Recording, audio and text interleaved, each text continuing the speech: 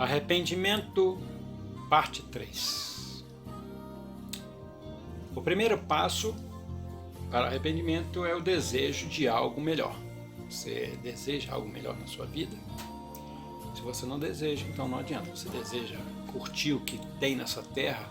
Você deseja realmente se expandir naquilo que o mundo está te oferecendo? Ou você deseja continuar aproveitando as oportunidades, talvez fácil, talvez difícil, mas uma oportunidade para você crescer financeiramente, né, ou empresarialmente?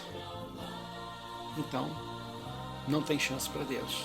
Mas se você deseja algo melhor do que tudo isso que existe nessa terra, então o primeiro passo é você entender e saber o que você quer na sua vida.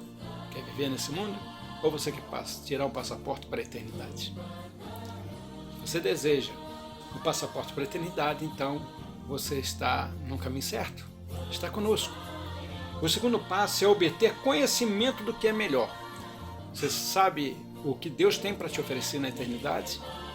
Então nós temos uns VTs lá no início que fala a respeito disso, né? Inclusive até a recepção que vamos ter lá. E o que nós vamos viver na eternidade. Então, essa é uma oportunidade que você pode ter. Então, obter o conhecimento disso é importante também. E estar convicto de sua condição pecaminosa. Você está convicto de que o que você tem, que você está fazendo, está errado, de que vai te levar no final, né? Como por exemplo, você político, que está fazendo alguma coisa errada, está superfaturando certas coisas, está desviando o verbo. Isso está errado. Sabe onde vai dar isso? Um dia a Polícia Federal bate na sua porta e aí acontece o que tem acontecido com muitos políticos.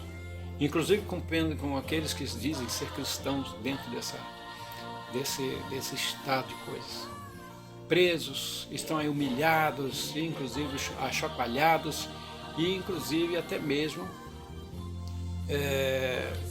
dando mau testemunho de Cristo, né?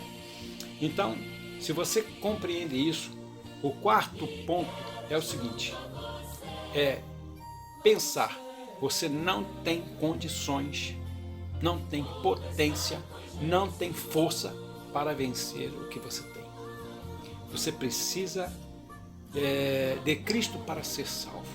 Você precisa de Jesus para te dar condições de vida, de força para resistir ao mal a qual você está envolvido. Então, reconhecer isso é importante, esses 4 passos. Então, que nós falamos, no caso, desejo de algo melhor, obter conhecimento do que é o melhor, né? Estar convencido de sua condição pecaminosa, né? E de que você é impotente para você receber ou para você ter alguma coisa. Então, existe 2 alternativas para você neste momento agora, dentro daquilo que nós estamos falando. Ou você desiste de ter alguma coisa melhor, porque Deus tem algo muito melhor do que você possa imaginar, né? Que é a eternidade, é viver uma vida extremamente feliz e por toda a eternidade, sem morte, sem pranto, sem dor, né? Não viver essa vidinha miserável que nós vivemos aqui. Talvez você não sofra, talvez você tenha dinheiro, talvez você realmente viva viajando para lá e para cá, sua família está bem, está todo mundo protegido, com a vacina desse vírus, né, que está espalhado por esse mundo, todo mundo vacinado, todo mundo protegido, tudo bem. Mas você sofre por causa dos outros. O que está acontecendo no mundo atinge você também. Você se sente mal, você pode se sentir agredido, você pode se sentir angustiado, você pode se sentir, no caso vendo a miséria dos outros, sofrendo por causa da miséria dos outros, se você for uma pessoa sensível, né? Então, ou você pode desistir agora, né? Ou então você pode submeter à vontade de Cristo. Isso depende de você.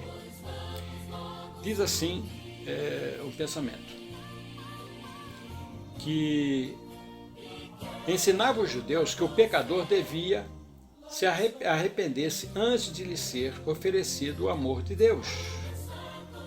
A seu parecer, o arrependimento é obra pela qual os homens ganham o favor do céu. Era o pensamento dos fariseus. Foi esse pensamento que induziu os fariseus, atônitos e irados, a exclamarem: este recebe pecadores, falando a respeito de Cristo, né? Conforme sua suposição, não devia permitir que pessoa alguma a ele se achegasse sem ter se arrependido. Mas na parábola das ovelhas perdidas, o que Cristo disse para eles? Cristo veio ensinar que a salvação não é alcançada por procurarmos a Deus, mas porque Deus nos procura. Isso aconteceu com Adão e Eva, né? Adão, onde tu estás depois que eles pecaram? Verdade? Não há ninguém que entenda, não há ninguém que busque a Deus. Todos se extraviaram. Não nos arrependemos, né? Nos arrependemos para que Deus nos ame. Porém, Ele nos revela seu amor para que nos arrependamos. Está lá em Parábolas de Jesus, página 189. Assim, após irmos a Cristo, chegamos a reconhecer a reconhecer o mortífero caráter do pecado ao contemplar seu amor por nós. E então nos tornamos dispostos a aceitar o seu dom de arrependimento. Arrependimento é um dom. E quando você olha a Cristo, contempla a Cristo, você fica indignado com as coisas que você faz. Isso é a verdadeira transformação. Quando Deus opera no coração, é fantástico, a mudança é formidável. E você pode fazer com que Ele faça isso, quando você deseja, né? Não é algo, o arrependimento não é algo que nós produzimos ou podemos fazer, embora seja algo que fazemos. O arrependimento não é obra nossa, é obra de Deus por nós, mas esta vem antes do perdão. E se o arrependimento precede o perdão, então precede também a justificação. Aquele a quem Cristo perdoa, faz ele primeiro penitente. É o maior discurso de Cristo, página 7, e Atos, capítulo 2, verso 38. Deixa claro que o arrependimento deve ter lugar antes do perdão. Respondeu-lhe Pedro, então: arrependei-vos e cada um de vós seja batizado em nome de Jesus Cristo para a remissão dos vossos pecados. Está lá em Atos, 2:38.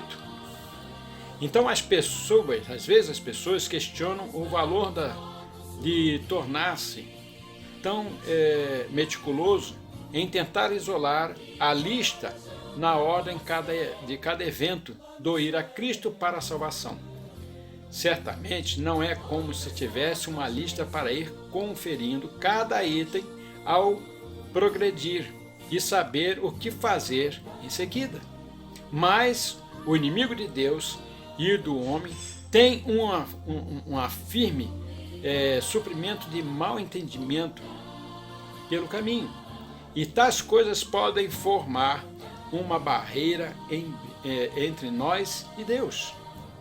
Se pensarmos que devemos operar a justificação pela fé, a submissão, o arrependimento, a obediência ou qualquer outras coisas dos dons de Deus, está querendo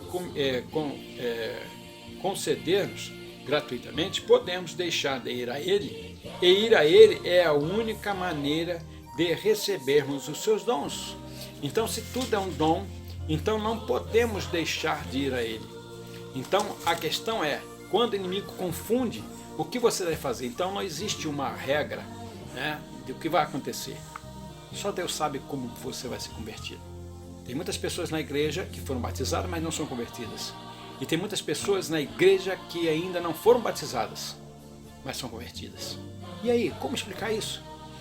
Então, existem coisas que nós não podemos entender, porque são dons de Deus. E o dom, ele vem da forma como Deus quiser, não como você quer. Muitos desses aspectos isolados de ir a Cristo, arrependimento, novo nascimento, perdão, justificação, ocorrem quase simultaneamente. O propósito de separá-los é discuti-los de modo a que possamos definir claramente qual é a nossa obra e qual é a obra de Deus. Então a obra de Deus é um dom que Ele dá. Então qual é a nossa obra? Qual é a nossa obra? A nossa obra é ir a Deus. Então uma coisa é o que causa o nosso arrependimento, a outra coisa é o resultado do arrependimento. A bondade de Deus nos conduz ao arrependimento. Segundo Romanos, fala o seguinte, né? Capítulo 2, verso 4. É o que ele fala, né? Não podemos trabalhar no arrependimento, mas podemos decidir, ler sua palavra, ouvir o pregador vivo, onde a bondade de Deus é destacada. Não podemos operar o arrependimento, mas podemos ir a Cristo para que Ele nos opere o arrependimento. Não podemos produzir o genuíno sofrimento pelo pecado. Não podemos afastar-nos do pecado em nossa própria força, mas podemos buscar o Senhor para que realize essas coisas por nós. Deus se deleita em ajudar aqueles que não podem ajudar-se a si mesmo. Então esse é o dilema do ser humano. O ser humano não tem condições, ele caiu. Você não é culpado por estar com esse problema, com esse pecado na sua vida, de ser um pecador. Nós somos condenados, nós somos, no caso, afrontados pelos nossos erros, e às vezes, não, mas eu não nasci, eu não pedi para nascer. Muita gente fala isso, né? Até respondendo mal para a mãe, ou para o pai, ou para quem quer que seja. Realmente você não é culpado, você não pediu, mas você está aqui, tem uma oportunidade. Essa grande oportunidade Deus está te dando e você não pode jogar fora. Esse é o detalhe que Deus está querendo dizer. Você é uma criatura maravilhosa que Deus ama e deseja te salvar. Essa oportunidade está sendo dada a você. Então, se você não se agarrar, você perderá a oportunidade de viver eternamente com Deus. Vivemos separados, não podemos fazer nada, mas podemos buscar a Ele. E Ele fará tudo por nós. Tudo posso naquele que me fortalece. Que Deus te abençoe nesse dia, mas não deixe de buscar a Ele, experimentar pelo menos um dia essa experiência maravilhosa dele conduzir você para a paz que o mundo não pode te dar.